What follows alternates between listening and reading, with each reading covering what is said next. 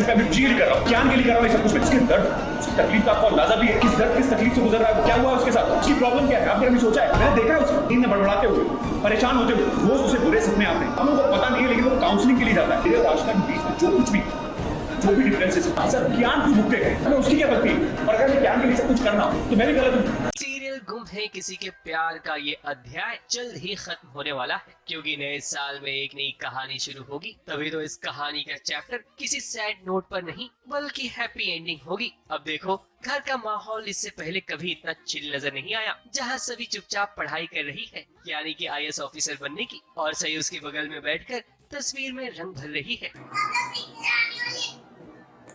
वही लकी और तारा dining table पर मस्त है, तो दूसरी तरफ रजत की माँ चंपी की तैयारी कर रही है। मगर ऐसे में थोड़ा बहुत ड्रामा ना हो तो भला कहानी में ट्विस्ट कैसे आएगा? रजत के आते ही जैसे आशिका का बेटा इंतजार कर रहा हो कि पहले पापा आएंगे तब ड्रामा शुरू करेंगे। पापा, you love me. You love me. पूरे सपने आते हैं। होते ना। क्या? रजत के बेटे को डर लगता है, तभी तो वो चाहता है कि आशिका और उसके साथ साथ पापा रजत भी कमरे में साथ सोएं, जिसके लिए रजत रेडी भी हो जाता है। ये सुनने के बाद सभी को गुस्सा आता है।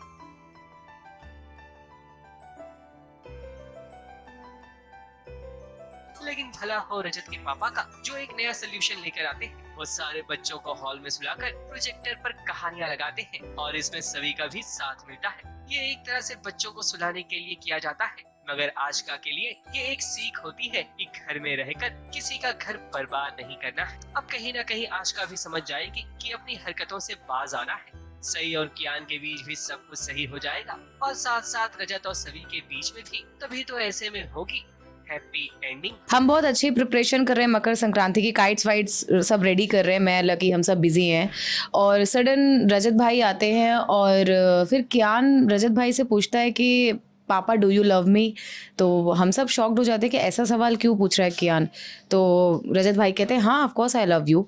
तो कियान बोलता है नहीं पापा, इतना टाइम हो गया, मैं कभी भी आज तक मुझे अकेले रात में सोने में डर लगता है, मुझे घबराहट होती है, मुझे मेरे पूरे परिवार के साथ सोना है, मुझे आपके साथ सोना है।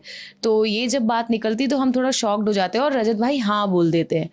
तो एकदम से बात बहुत बढ़ जाती है। मम्मी कहती हैं, ईशा आंटी कहती हैं कि तुम्हें समझ में भी आ रहा है तुम क्या कह रहे हो? तुम अपनी एक्स वाइफ के साथ सोने की बात कर रहे हो एक ही कमरे में, ये कैसे पॉसिबल? कहानी बेसिकली उनको सुलाने के लिए ही सुनाई गई थी, क्योंकि बच्चों के ऐसे ऐसे सवाल इतने डीप तो बड़े आंसर नहीं कर पा रहे। तो पापा ने एक रास्ता निकाला, कहानी भी सुना दी, सोल्यूशन भी दे दिया, बच्चे सो भी गए, भूल भी गए, और वो चले गए सोने के लिए, सारे प्रॉब्लम सॉल्व।